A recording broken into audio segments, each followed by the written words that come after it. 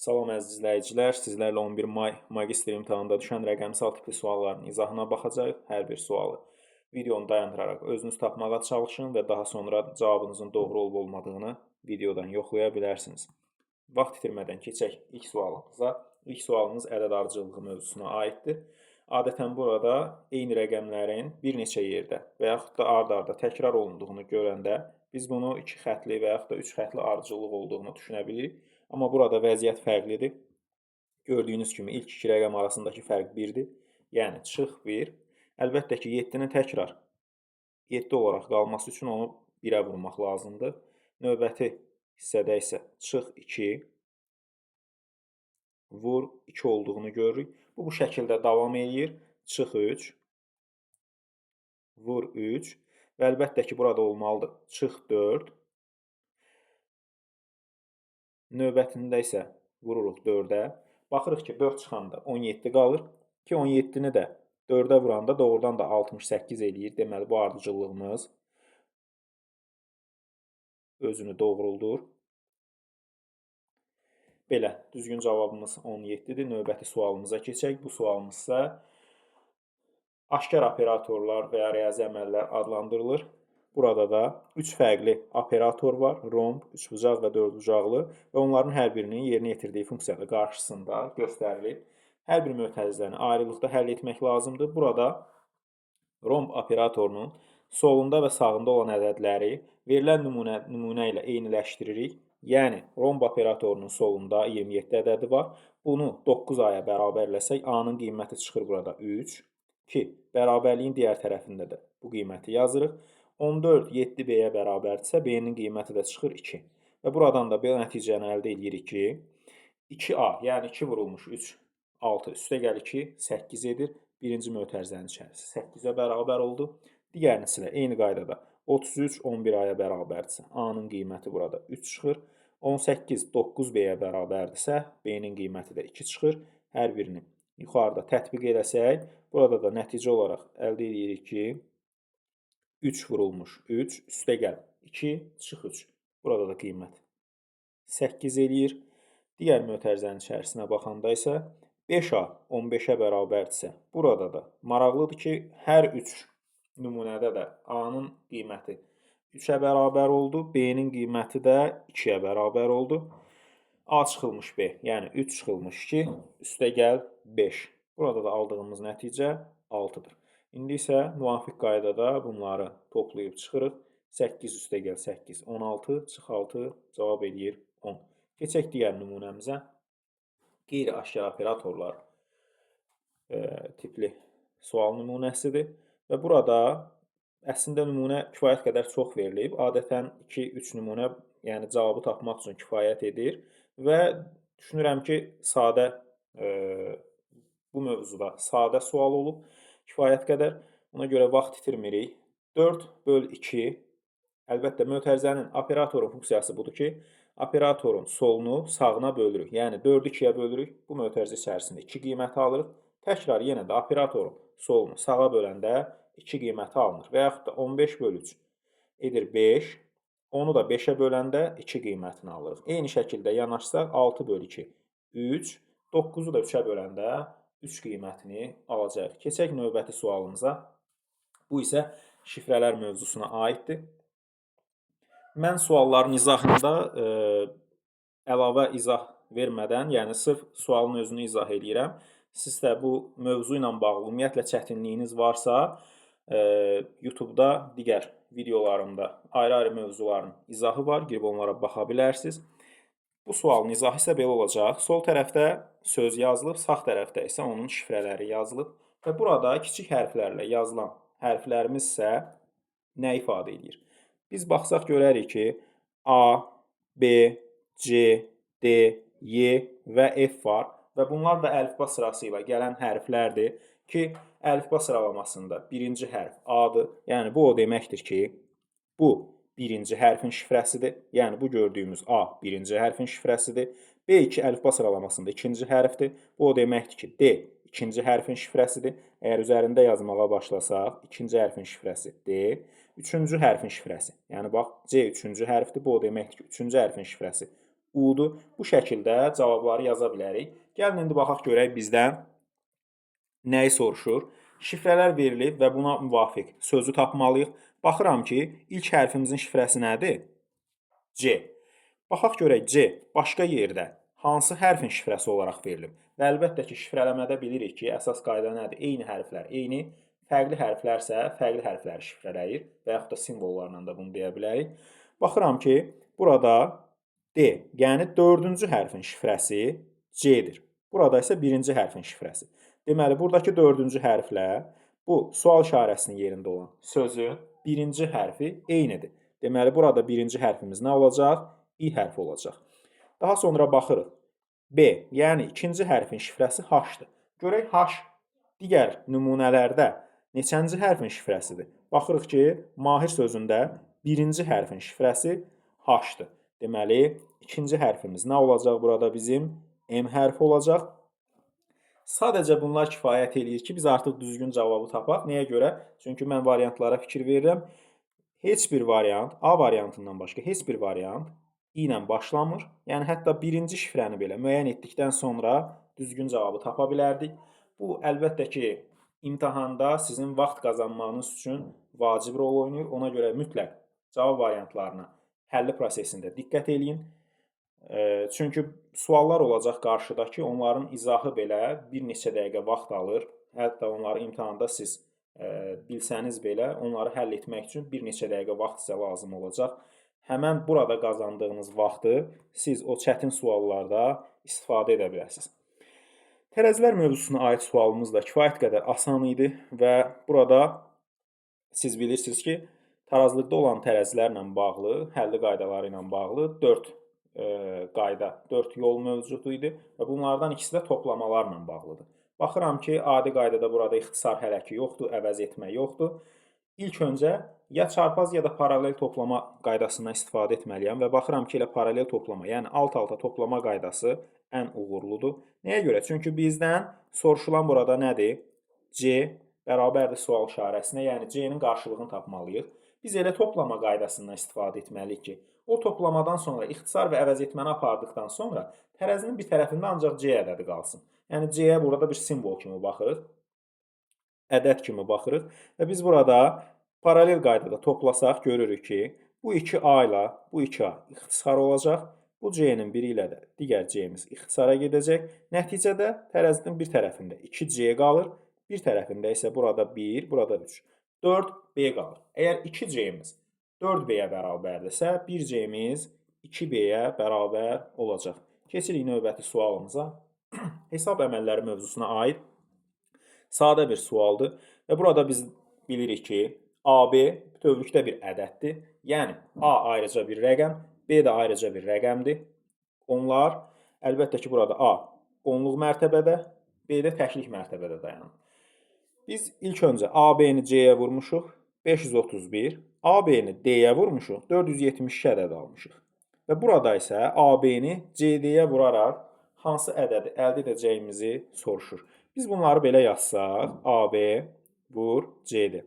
Alt-alta vurma metodundan istifadəndə nə edirik? İlk öncə təklikdə olan rəqəmi, ədəd, rəqəmi digərlərinə vururuq, yəni AB-yə. D-ni AB-yə vuranda biz bu nəticəni burada artıq bilirik. Edir 472.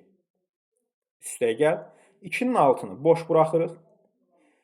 Bir mərtəbə irəlidən yazırıq nəyi? C-ni AB-yə vurub, onun nəticəsini. 2C-ni də AB-yə vuranda, onun nəticəsində bizə verib 531.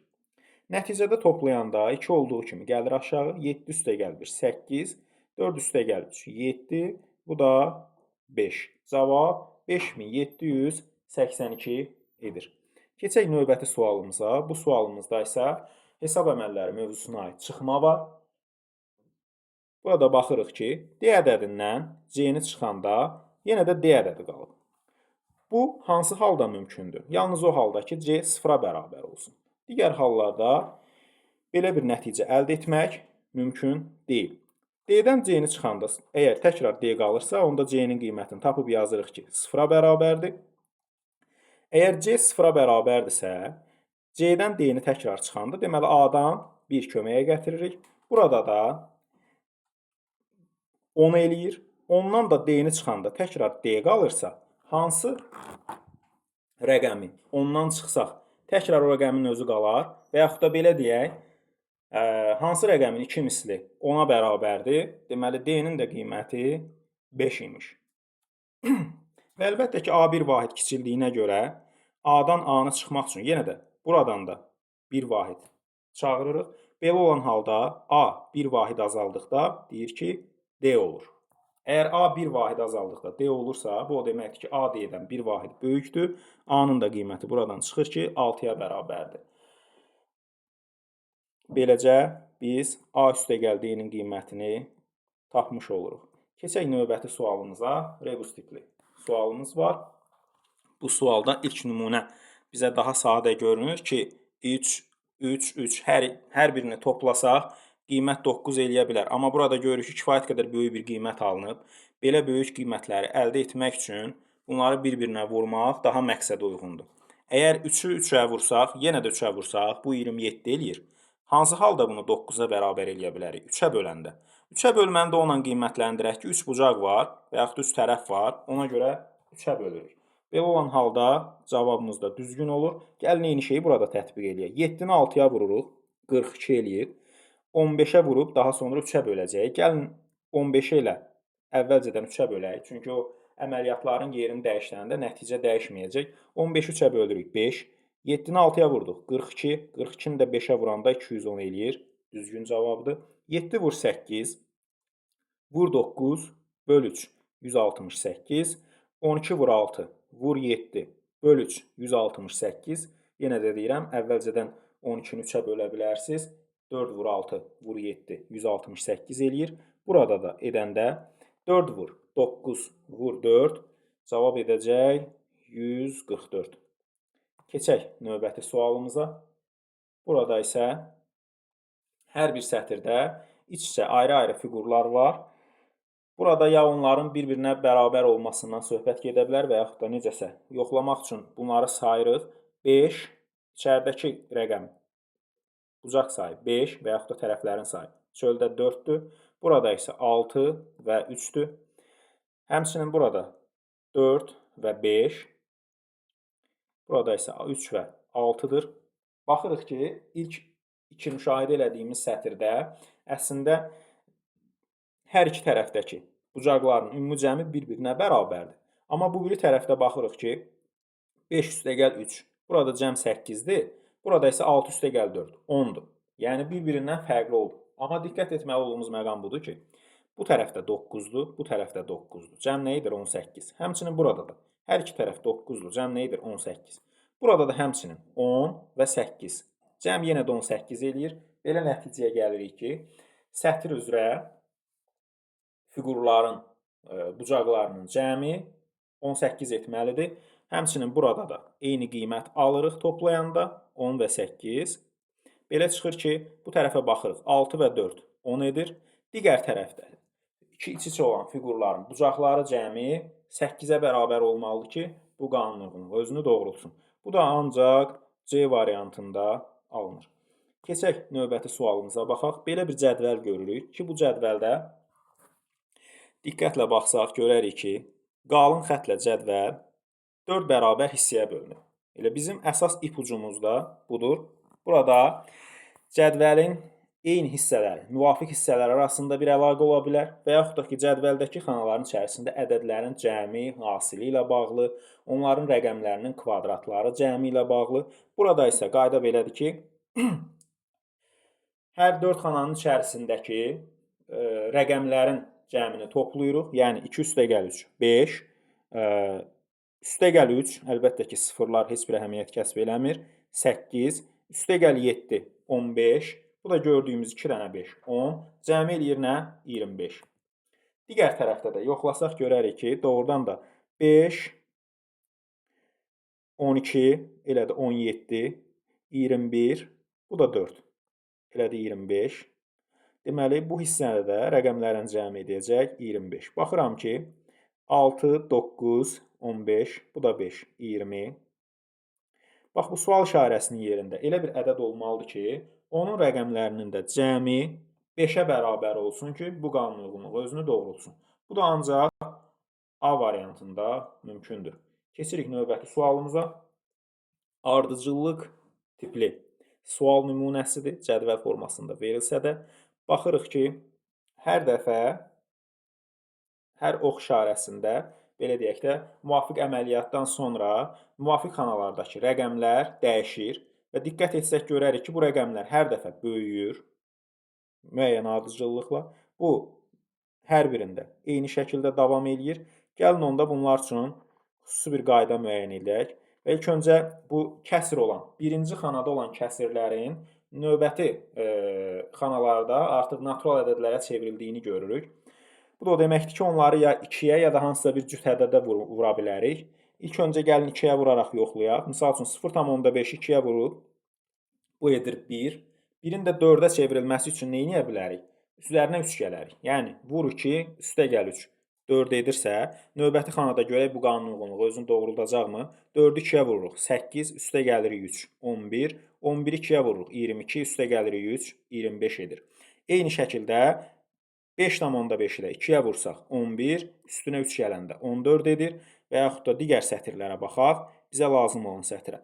11,5 vururuq 2-yə 23, üstə gəlirik 3, 26, 26-nı vururuq 2-yə 52, üstə gəlirik 3, edir 55. Eyni şəkildə davam eləsək, 55-i də vursaq 2-yə 110, üstdən gəlirik 3, 113 edəcək. Keçirik növbəti sualımıza. Bu cədvəl nümunəsi isə düşünürəm ki, kifayət qədər çətin və vaxt aparan idi. Çünki tələbənin burada qaydanı müəyyən etməsi, xüsusi bir qayda yoxdur. Bu qaydanın özünün müəyyən etməsi belə kifayət qədər vaxt aparır. İlk öncə onu deyim ki, biz sütunlar üzrə baxsaq, burada hər bir sütunun ədədlərinin cəmi 101-ə bərabər olduğunu görərik. 101-ə bərabər olduğunu görərik. Buna əsasən müəyyən edə bilərik ki, x, y, z, g, f bunların da cəmi 101 edəcək. Amma sətr üzrə baxanda, hər sətirdə bir məhsulun olması bizi artıq yəni onu düşünməyə məcbur edir ki, biz burada sətirlərin bir-birinə bərabərliyindən və yaxud da hansısa bir şəkildə ardıcıllığından istifadə edə bilməyəcək. Gəlin onda fərqlərə baxaq. Burada görək hansı fərqlər qarşımıza çıxır. İki qaydada müəyyən edə bilərik. Ya kiçikdən böyüyə, sətr üzrə bu rəqəmlərin ədədləri ardıcıllıqla düzək. Misal üçün, birinci sətirdə 3, 8, 10, 16 və yaxud da ki, elə ən kiçik olan birini götürürük, onunla digərlərinin arasındakı fərqi müəyyən edirik. Misal üçün, 3 ilə 8 arasındakı fərq nədir? 5. Buradan başlayıram yazmağa. 3 ilə 10 arasındakı fərq nədir? 7. 3 ilə 16 arasındakı fərq nədir? 13. Keçək digər sətrə baxaq. Ən kiçik ədədimizi tapaq buradan 16. 16 ilə 21 arasındakı fərq nədir? 5. 16 ilə 23 arasındakı fərq nədir? 7. Buradan da artıq görünür ki, doğrudan da buradan bir nəticə əldə edə biləcəyik. 16 ilə 27 arasındakı fərq nədir? 11. Keçirik 3-cü sətrə baxırıq. Ən kiçik 32 oldu. 32 ilə 34 arasında 2. 32 ilə 38 arasında 6, 32 ilə 40 arasında 8 elədi. Tam fərqli nəticələr əldə elədik. Digərinə baxıram. 4-dən başlayıq. 4 ilə 9 arasında yenə də 5. 4 ilə 15 arasında 11. 4 ilə 17 arasında 13. Ki, bu ədədlər, bu fərqlər artıq bizə tanışdır. Daha sonra baxırıq ən sonuncu sətrə ki, burada ən kiçik 15-dir. 15-dən başlasaq, 15 ilə 22 arasında 7, 15 ilə 26 arasında 11, 15 ilə 28 arasında 13 fərq var. Burada bizdən də onsuz da Z-i soruşur ki, Z-in olduğu sətirdə biz baxdıq ki, biz 32-dən başlayıb bir-bir fərqləri tapanda çox fərqli nəticələr əldə elədik. Ki, bu fərqlər baxırıq ki, hər sətirdə 5, 7, 11 və 13 olmalıdır. Eyni şəkildə 3-cü sətirdə də bu nəticəni əldə etmək üçün deməli biz 32-dən yox, Z-də ən kiçik olaraq elə bir qiymət verməliyik ki, onun, misal üçün 32-nin arasındakı fərq, ən kiçik fərq nədir? 5. 5 olsun, yəni ən kiçik Z olsun. Z-in ən kiçik digər ədədlə 32 ilə arasındakı fərq 5 olsun, 34 ilə arasındakı fərq 7 olsun, 38 ilə arasındakı fərq 11 olsun, 40 ilə arasındakı fərq 13 olsun. Bundan ötürü Z-də biz nə qiyməti verə bilərik? 27. Z 27 olsa, 32 ilə arasındakı fərq 5 olacaq və digərləri də həmçinin qaydasına düşəcək. Biz Z-in qiymətini buradan tapdıq ki, bizim cavabımızdır. Və biz digərlərinin də qiymətini necə müəyyən edə bilərik? Qarşımıza çıxan digər suallar. Bu cədvəllə bağlı 3 ardıcıl sual var idi. İndi hər üçünü də göstərəcəm. Misal üçün, digər sual nə idi? X, Y, Z, G, F-in cəmi. Yəni, bu sütunun cəmin deyir ki, biz dedik ki, sütunların digərləri hər biri 101-ə bərabər olduğuna görə bu sütunun da cəmi 101 olsun. Digər tərəfdən gəlin indi digərlərini tapaq. Z-in qiymətini tapmışıq. Bəs X-in qiymətini necə tapa bilərik? Biz dedik ki, bu fərqlər arasında 5 var, 7 var, 13 var. Olmayan, digərlərində olub, burada olmayan fərq nədir? 11. Deməli, bu X ilə də 3-ün arasındakı fərq 11-ə bərabər olmalıdır. Gəlin onda neyniyək? 3-ün üstünə 11 gələndə nə edir? 14. Ki, mən X-in qiymətini artıq tapdım ki, 14-ə bərabərdir. Bizdən növbəti sualda bunu soruşur. Bunların ayrı-ayrılıqda toplanıb çıxılması əməliyyatıdır. Z-in qiymətini yazıram bura. 27. Baxaq digərinə. Deməli, burada baxıram ki, ikinci sətirdə nə yoxdur fərqlər arasında? 13. Deməli, ən kiçik ədədlə Y arasında 13 vahid fərq var. Ən kiçik ədəd 16 olduğuna görə Y-imiz olur 29. Y 29 tapdıq. Digər tərəfdən baxıram ki, 3-cü sətri müəyyən eləmişik Z-dir. 4-cü sətrə baxıram. Bu sətrə 5, 11, 13 var. Nə yoxdur? 7. Fərqlər arasında 7 yoxdur. 4 ilə, deməli, G arasında 7 fərq var. Bu da G-nin qiymətini eləyir 11. Y-in qiyməti 29. G-nin qiyməti 11. Və nəhayət baxırıq ki, burada da fərqlər arasında hansı yoxdur? 7, 11, 13 var. 5 yoxdur. Belə olan halda ən kiçik götürdüyümüz bu ədədlə 15 ilə F-in arasındakı fərq 5 olmalıdır. Belə çıxır ki, F-in də qiyməti 20-yə bərabərdir. Müəyyən elədik ki, Y 29, G 11, F 20-yə bərabərdir. Y 29, G 11, F də 20-yə bərabərdir. Gəlin indi toplayaq. 29 üstə gəl 27. Bura ilə də 56. Mötərizənin içərisində hesablayırıq. 14, 11, 25, üstə gəl 20, 45. Deməli, 56 çıx, 45. Nəticədə nə alırıq? 11 alırıq. B variantı. Keçək digər sualımıza. Bu nümunədə kifayət qədər vaxt aparan sualdır. Və burada deyir ki, verilmiş 9 fiquru fırlatmamaq şərti ilə şəkildə verilmiş 3-3 formasında elə yığın ki, müxtəlif fiqurlara aid olan qonşu rəqəmlər eyni olsun. Qonşu rəqəmlər eyni olsun deyəndə nəyi nəzərdə tutur? Yəni, burada qonşu rəqəmlər hansılardır? Misal üçün, bu rəqəm x-dırsa, burada da deyir x olsun. Yəni, bunlar qonşudur. Və yaxud da bu rəqəm z-dirsə, burada z olsun. Yəni, qonşu olanlar bunlardır. Və biz buna əsasən, indi gəlin, baxaq. Biz ilk öncə nəyi müəyyən edə bilərik? Düşünürəm ki, ən primitiv qayda budur. Bəlkə də siz daha asan bir yol müəyyən edə bilərsiniz. Baxıram ki, yuxarıda, bax bu kvadratların içərisində, yuxarıda 1 yazılan neçə dənə kvadrat var? Baxıram, bir dənə 1 var yuxarıda. Düzdürmü? Başqa yoxdur.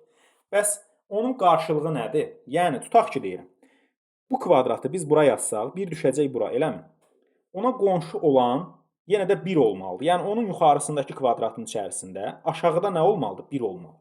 Yəni, bir növ bunun qarşılığı, bu kvadratın qarşılığı aşağısında 1 olan bir kvadratdır. Baxaq görək, ondan neçə dənədir? Baxıram ki, 1, 2, 3 dənədir. Yaxşı. Bu 1 kvadratla bunlardan biri qarşılıqlı olsun. Yerdə qalan 2 dənə aşağıda 1 var. Aşağısında 1 olan kvadrat var. Bəs onlar harada yerləşməlidir? Əlbəttə ki, onların o birləri aşağıda yerləşməlidir ki, onlara qonşu olan başqa bir kvadrat olmasın. Çünki əgər onları biz yuxarıda yazsaq, hər birinin qarşılığı olaraq yuxarı hissəsində 1 olan bir kvadrat tapmalıyıq. Axı, cəmi onlardan 1 dənədir. Demək ki, bu aşağıdakı 3 dənə 1-in yalnız birinin qarşılığı var. Digər ikisi necə olacaq? Aşağıda olmalıdır. Bu aşağıda, bax bu qaraladığım hissələrdən birində olmalıdır. Belə çıxır ki, bax bura yazıram. Yuxarı, aşağı, sağ, sol. Müəyyən elədik ki, bir dənə yuxarıdakı birin qarşılığında 3 dənə aşağıda 1 var. Deməli, o birlərdən ikisi harda olacaq? Aşağıda olacaq ki, onların qarşılığı yoxdur. Davam edirik. Sonra baxıram ikilərə. Yuxarıda olan 1, 2 var. 2, 2 var. Yuxarıda olan 2, 2 var. Görək qarşılığında nə var? Aşağıda 1 dənə 2. Cəmi 1 dənə 2 var. Yuxarıda olan 2, 2-nin qarşılığında aşağıda cəmi 1 dənə 2 var. Bunların ikisi bir-biri ilə qarşılıqlı oldu. Amma yuxarıda 1 dənə 2 artıq qaldı. Bu o deməkdir ki, həmən o 2, 2 olan kvadrat hansıdırsa, bu 3 dənə xanadan birinin üstünə düşməlidir. Onda belə çıxır ki, yuxarıdakı sətirdə 1 dənə 2 mütləq olmalıdır. Davam eləyirəm. Baxıram indi üstlərə. Yuxarı hissədə baxıram ki, 1, 2, 3, 4 dənə 3 var. Bunun qarşılığı olaraq aşağıda neçə dənə görə 3 var? 1, 2 dənə 3 var. Bunların ikisi qarşı-qarşıya gəldi, bu kvadratlar bir-biri ilə. Amma 2 dənəsi artıq qaldı. Yuxarıda 2 dənə 2 artıq qaldı. Deməli, onlar da bax bu göstərdiyim, işarələdiyim yerlərdən birində olacaq. 2 dənə də 3 yuxarıda olacaq. 2 dənə də 3 yuxarıda olacaq. Davam eləyirəm. Yuxarıdakı 1 dənə 4, 2 dənə 4-ümüz var. Qarşılığı olaraq aşağıda neçə dənə 4-ümüz var? 1, 2, 3 dənə 4-ümüz var. 2-nin qarşılığında 3 dənə. Deməli, aşağıdakı 1 dənə 4-ün qarşılığı yoxdur. Onu da yazıram bura.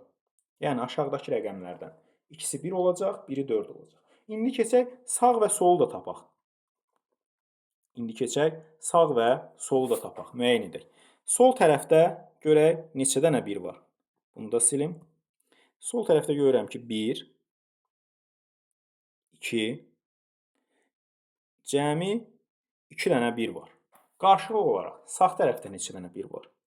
1, 2, 3 dənə 1 var. Deməli, sağ tərəfdə bir dənə 1-imiz olacaq. Bunu artıq niyə görə müəyyən elədiyimi, digərlərində izah elədiyimə görə çox vaxt itirmək istəmirəm. Sonra keçirəm ikinciyə baxıram. Sol tərəfdə 2-miz neçə dənədir? 1, 2, 3 dənə. Sol tərəfdə 3 dənə 2 var. Görək qarşılığı necə olacaq? 1 dənə 2, 2 dənə 2, 3 dənə 2. Tamam, bunlar bir-birindən qarşılıqlıdır. Heç biri kənara düşməyəcək. Bu o deməkdir. Üçlərə baxıram sol tərəfdə. 1, 3, 2, 3, 3, 3. Görək qarşılığında nəsə var? 1 dənə 1, yoxdur, yoxdur, yoxdur. Soldakı 3 dənə 3-ün heç birinin qarşılığı yoxdur. Deməli, bu o deməkdir ki, solda bunların hər üçü də 3 olacaq. Bax, istəsəz bura artıq yaza da bilərəm. 3, 3, 3. Hər üçünü yazdım. Sağ tərəf qalıb bizdə ki, onda artıq məlumdur ki, 4 olacaq. Baxaq görək solda 1, 4, bir dənə 4-ümüz var. Qarşılığı olaraq sağ tərəfdə 1, 4, 2, 4, 3 4-ümüz var. Bu da deməkdir ki, bunların biri o biri ilə qarşılıqlı olsa, 2 dənə 4-ümüz sağ tərəfdə kənara düşməlidir. Bunu müəyyən elədik. Bax, bu sol tərəfdəki 3 dənə 3-ün olmasını müəyyən elədik və bu bizim artıq işimizə yaradı. Bunu artıq qeyd eləmişik.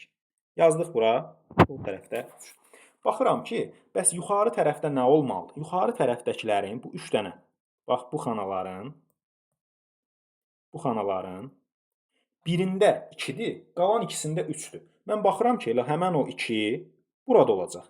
Nəyə görə? Çünki əgər burada 3 varsa, eyni kvadratın içərisində 2 dənə 3 yoxdur ki. Deməli, bura 2 olmalıdır. Bura 2-dirsə, digər hər ikisi də nə olacaq? 3. Bu C-nin də yerində nə olacaq? 3 olacaqmış. Biz bunu artıq müəyyən etdik. Keçirik növbəti hissəyə baxmağa. Artıq bu yuxarını da biz müəyyən etdik. Bu artıq bizə bu da lazım deyil. Baxırıq digərlərinə. İndi baxın. Burada hansı ədəd olursa olsun, bax burada. X yazdım. D də həmən o x-a bərabər olacaq, düzdürmü? Qonşu rəqəmlər bir-birinə bərabərdirsə. Mən baxıram ki, yuxarısında 2 olub. Gəlin buranı biraz səliqəyə salaq. Yuxarısında 2 olub.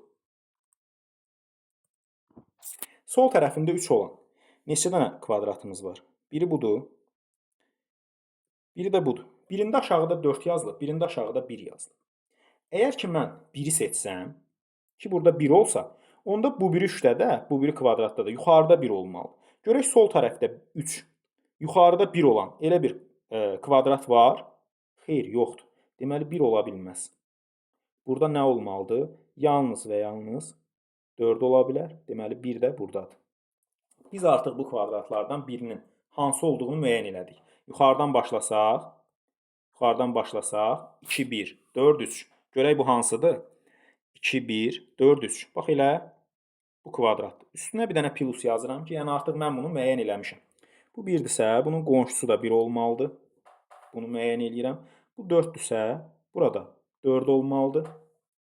Bunu da müəyyən etdim. Sol tərəfdə 3, yuxarıda 4 olan neçə dənə görək ədədimiz var? Sol tərəfdə 3, yuxarıda 4 olan. Bizdə nə budur? Bax, plus qoyuram. Çünki bunu artıq bura köçürürəm. Aşağısına deməli 2 olmalıdır. Sağ tərəfdə 1. Ki, onda 1-i yenə də bura köçürürəm. Burada aşağıda 2-dirsə, burada yuxarıda 2 olmalıdır. Belə olanda bu aşağıdakı xanaya uyğun. Bircə dənə kvadrat qalıb burada. Hansıdır o? Sol 3, yuxarı 2, aşağı 1 olan, bax, bu xana.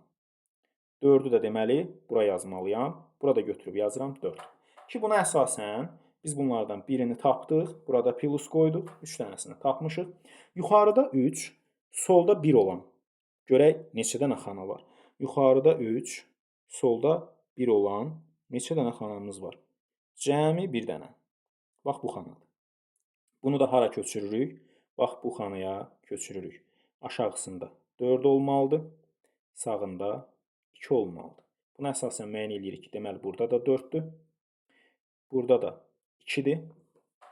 Bunu müəyyən elədik. Ki, plusu da artıq yerinə qoyduq. Yuxarıda 4, solda 1 olan neçə dənə xanamız var? Bu da ancaq 1 dənədir. Bax, bura plus qoyuram. 4, 1. Aşağı isə 3 olmalıdır. Sağ isə 2 olmalıdır. Buna əsasən müəyyən elədim ki, burada 3-dür. Ki, A-nın qiyməti də artıq müəyyən oldu. 2-yə bərabərdir. Biz indi baxırıq ki, aşağıda, baxın, 2 dənə 1 olmalıdır. Aşağı bu 3, bax bu 3 dənə damaların yerində.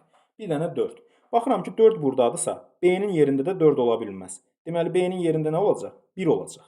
Bunu müəyyən elədik. Digəri isə artıq onda mütləq 4 olmalı. Biz artıq B-nin də, C-nin də, D-nin də qiymətini belə müəyyən elədik. Geriyə də onsuz da az əməliyyat qalıb, vaxt itirməmək üçün artıq dayandırırıq. Baxırıq indi, deyir ki, şəkildə göstərilən hərflərin yerlərinə düşəcək rəqəmləri həmin hərflərin ABCD ardıcıllığına uyğun düzün. Düzək, A-nın qiyməti nədir? 2. Yazdım birinci 2. B-nin qiyməti nədir? 1. Yazdım 1. C-nin qiyməti nədir? 3. D-nin qiyməti nədir? 4. Vəssalam. Bu şəkildə düzmək lazım idi. Keçirik növbəti sualımıza.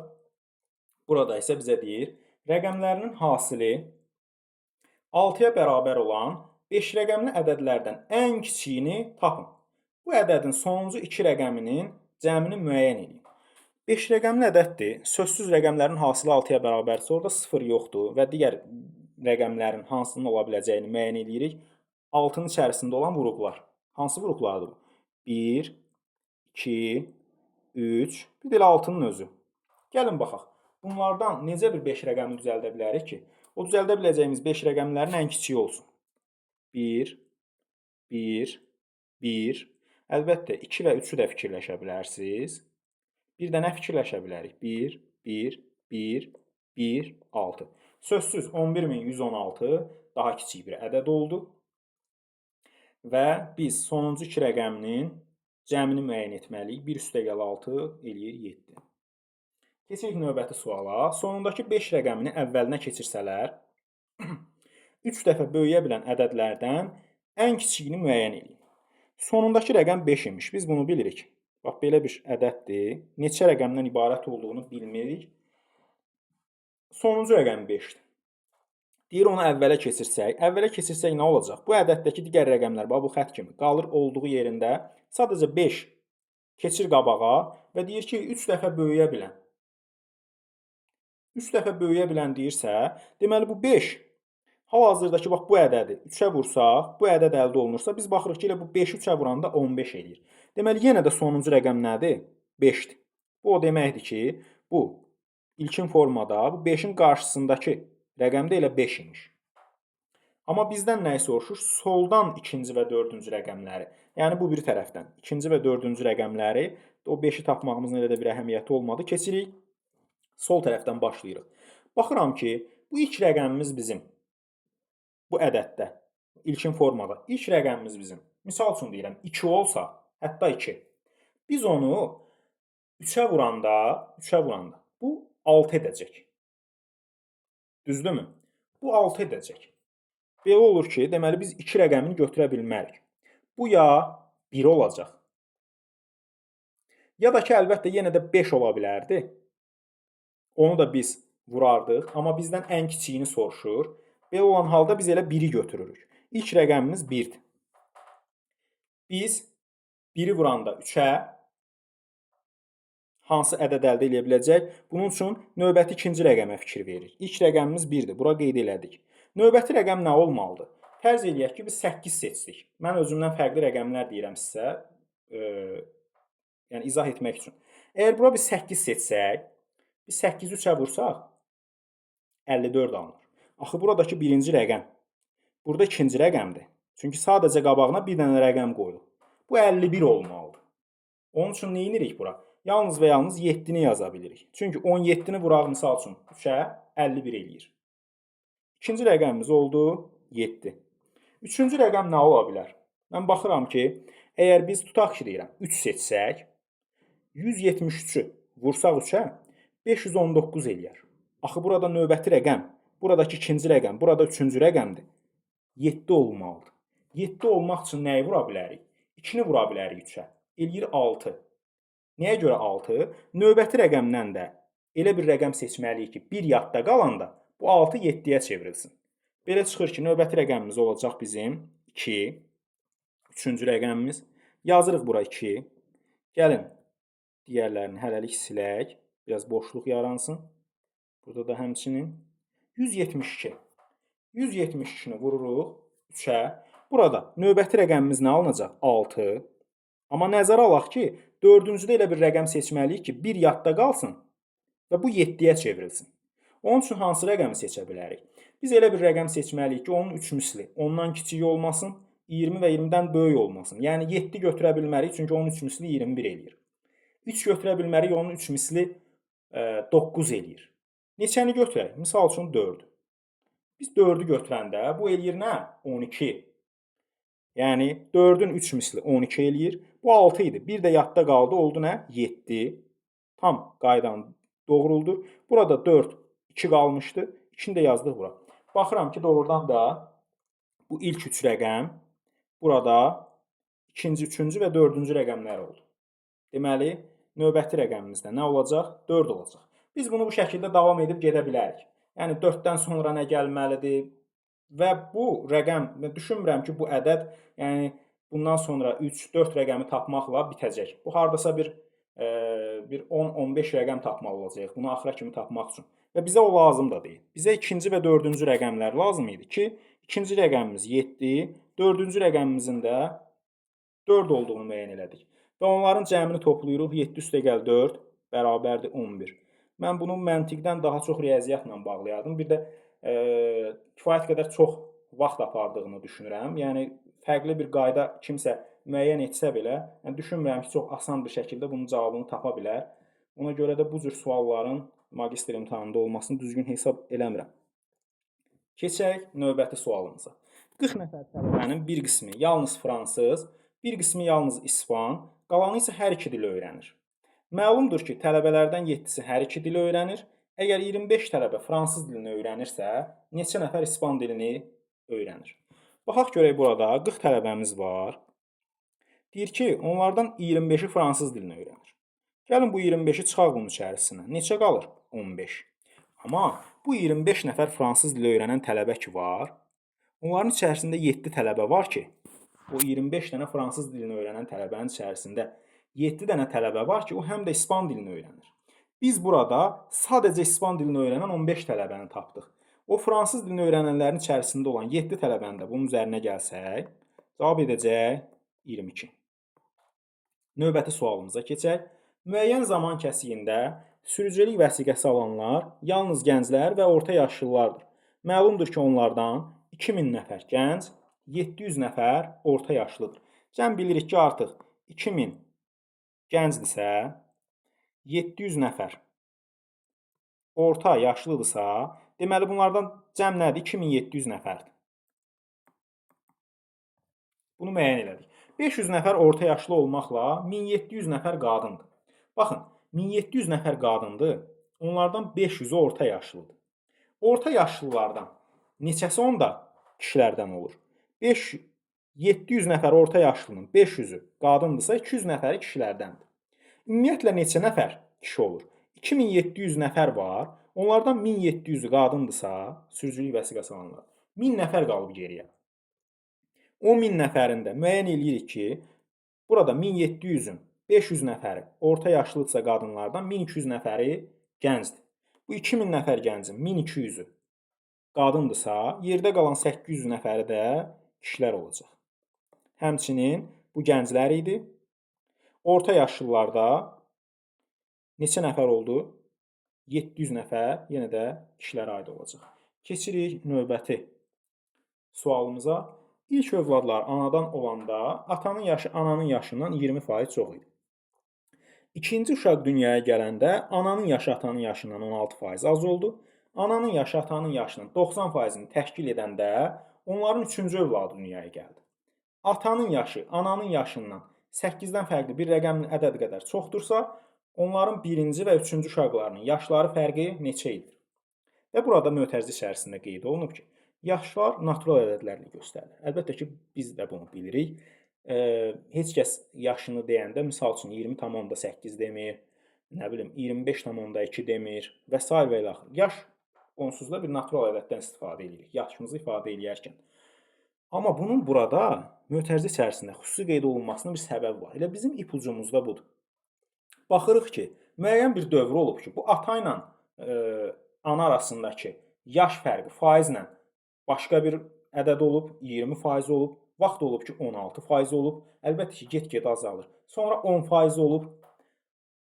Bu faiz olaraq dəyişə bilər, amma ədəd olaraq heç vaxt dəyişmir.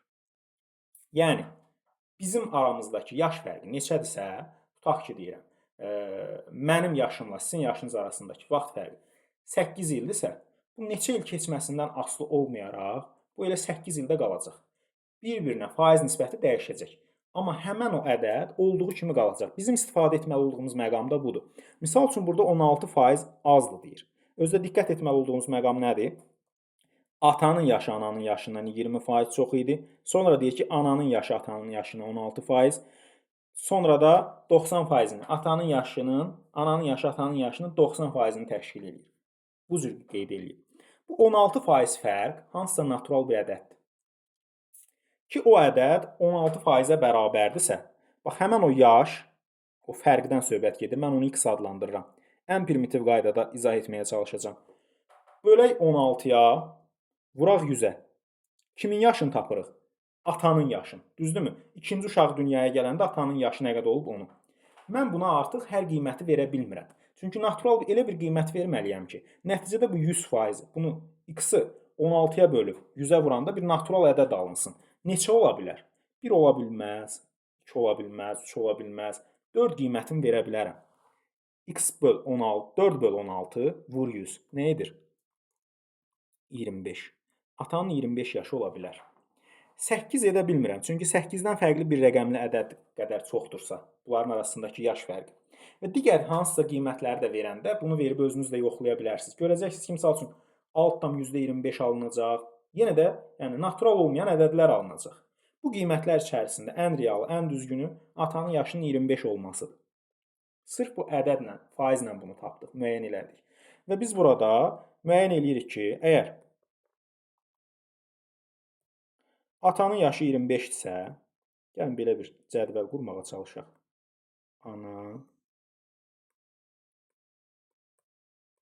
ata və birinci uşaq,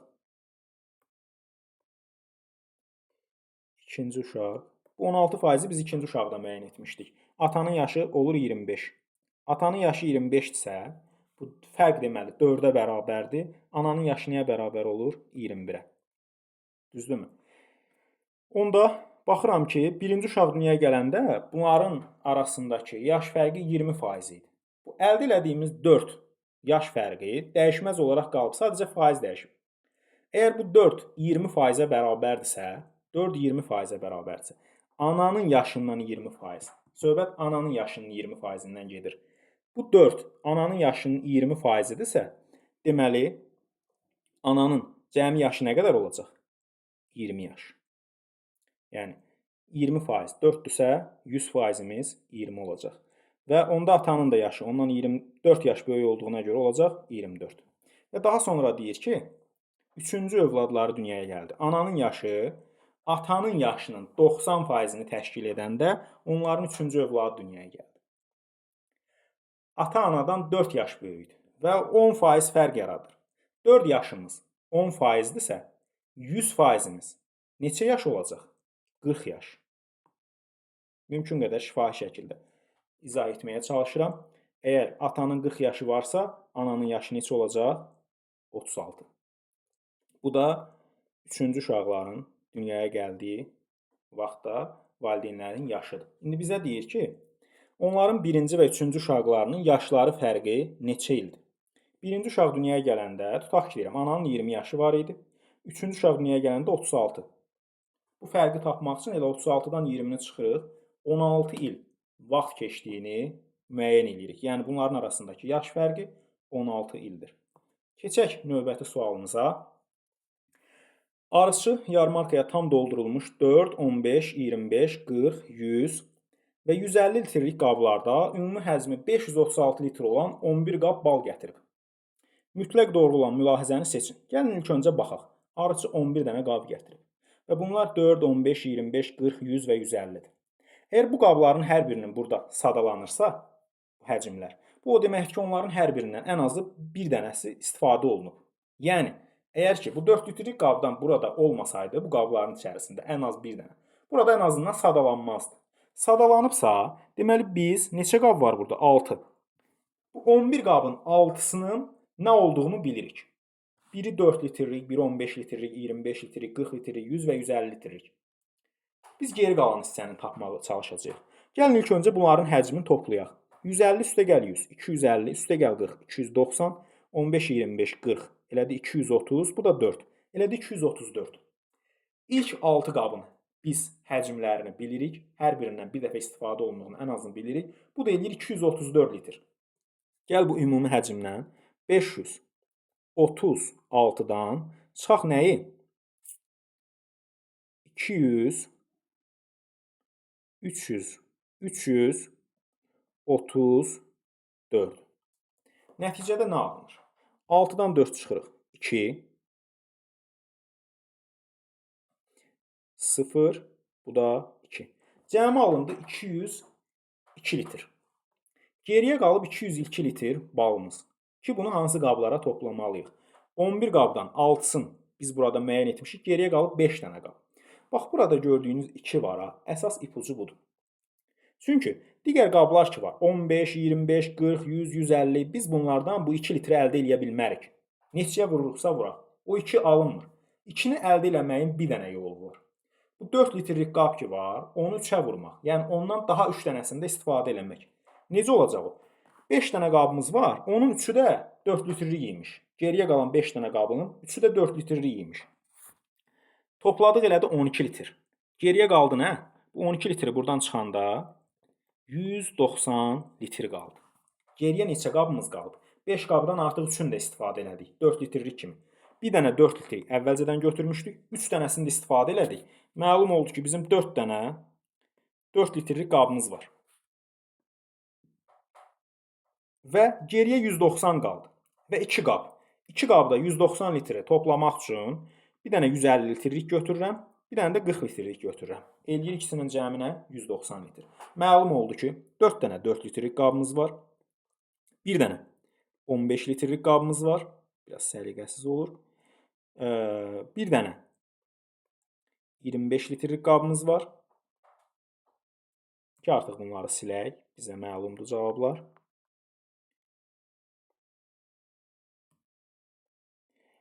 İki dənə. Çünki birini əvvəlcədən götürmüşdük. Ən azı bir dənə olduğuna görə. Birini də müəyyən elədik ki, təkrar bizə lazımdır. 2 dənə 40 litrlik qabımız var. Bir dənə 100 litrlik qabımız var. Və nəhayət bir dənə əvvəldən götürmüşdük. Birini də daha sonra götürdük. 2 dənə 150 litrlik qabımız var. Və indi gəl şərtlərə baxaq. Deyir ki, 150 və 25 litrlik qabların birlikdə sayı 4 və 100 litrlik qabların birlikdə sayı ilə eyni deyildir. Baxaq. 4 litrlik qablar 4 dənə, bu da 100, 5 dənə. 150 və 25 litrlik qablar 2 dənə 150 litrlik, bir dənə 25, 3 dənə. Doğrudan da eyni deyil. Bu mülahizə doğrudur. 100 və 15 litrlik qabların sayı eyni deyildir.